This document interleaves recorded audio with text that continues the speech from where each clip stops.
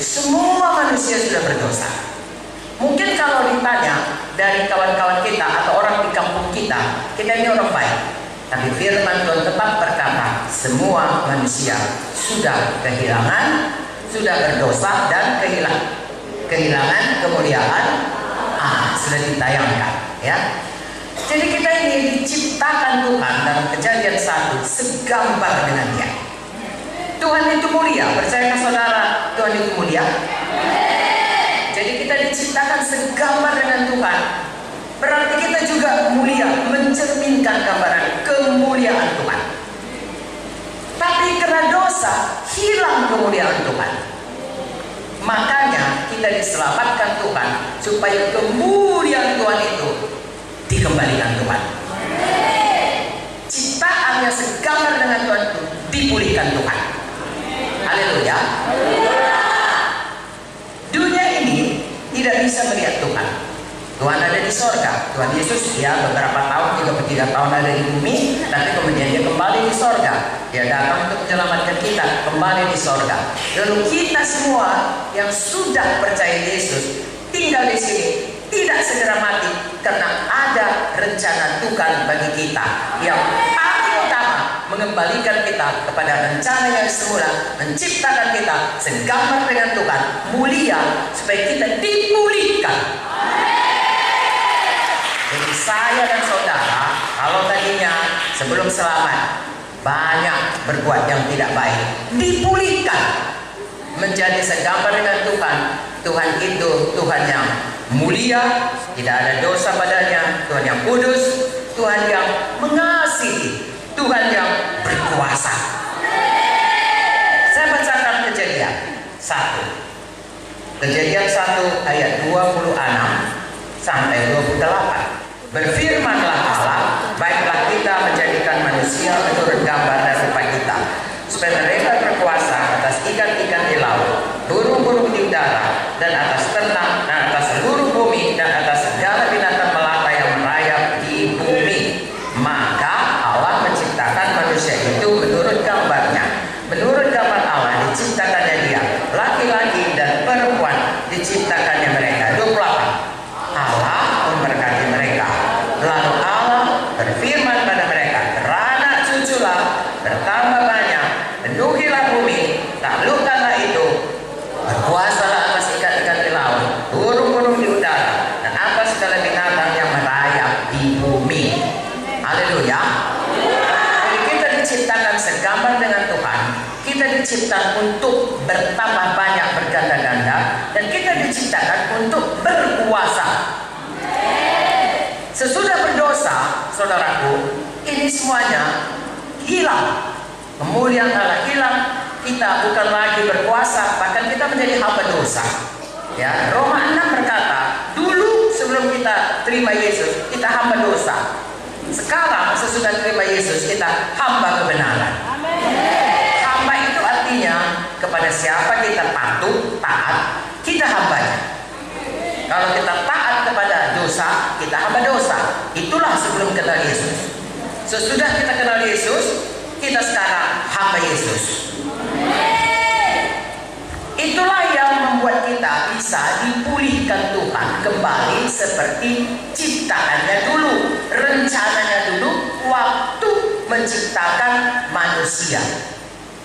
Pada waktu kita memilih menjadi hamba Yesus, maka kita bisa dipulihkan kembali kepada kemuliaan Tuhan.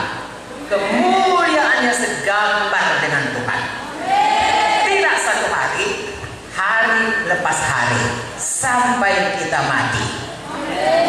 Singkat ceritanya, artinya saya dan saudara kalau sudah terima Yesus harus berubah. Harus berubah. Meninggalkan manusia lama, masuk atau hidup dalam manusia baru. Kalau Yesus sudah betul-betul dalam hati kita, Yesus itu betul-betul sudah menyucikan dosa kita, Yesus itu betul-betul Tuhan dalam hidup kita. Roma 10 ayat 10 berkata, percaya dengan hati Yesus itu sudah mati dan bangkit pada hari ketiga untuk menebus kita. Dialah Tuhan kita, kitalah hambanya. Dan kalau orang mengaku itu hidup yang mesti berubah. Haleluya. Kalau dahulu dia mencuri, berhenti mencuri. Saya bacakan Efesus. Tahukah saudara, firman Tuhan itu adalah Tuhan sendiri. Pada mulanya adalah firman. Firman itu bersama-sama dengan firman itu adalah. Jadi saudaraku, apa yang dikatakan firman Tuhan ini, itulah sebenarnya kehendak Tuhan, itulah kebenaran Tuhan. Mari kita ikut sungguh-sungguh. Mari kita baca Efesus 4 ayat 22 dahulu, supaya kita semua berubah, dipulihkan Tuhan, supaya Papua penuh dengan kemuliaan Tuhan. Orang tidak bisa melihat Tuhan Yesus. Tuhan Yesus ada di sorga, Bapa ada di sorga, Roh Kudus tidak kelihatan. Itulah Tuhan kita, ya, Tritunggal, Allah Bapa, Allah Anak, Allah Roh Kudus. Tidak ada yang bisa nampak, tapi orang bisa melihat, ya, dari kehidupan kita bagaimana sebenarnya mulianya Tuhan itu. Karena hidup kita mencerminkan kemuliaan Tuhan. Bagaimana bisa mencerminkan kemuliaan Tuhan kalau kita berubah? Kalau kita tidak berubah, kita tetap kehilangan kemuliaan Tuhan. Tapi kalau kita berubah, kita mencerminkan kemuliaan Tuhan. Nanti saya bacakan 2 Korintus 3 ayat 18, di mana kita makin hari makin mencerminkan kemuliaan Tuhan. Dan untuk itu kita semua harus mau berubah. Baik, saya bacakan, kita sama-sama membaca. Bagus kalau kita sama-sama membaca, supaya betul-betul kita makin dengar, makin ingat, dan makin masuk di hati kita. Ayat 22 Efesus 4, yaitu bahwa kamu berhubung dengan kehidupan kamu yang dahulu harus menanggalkan manusia lama yang menemui kebinasaannya oleh nafsunya yang menyesatkan. Stop. Saya dan saudara harus meninggalkan manusia lama, manusia yang dulu kita sebelum ikut Tuhan, itu yang kita perbuat.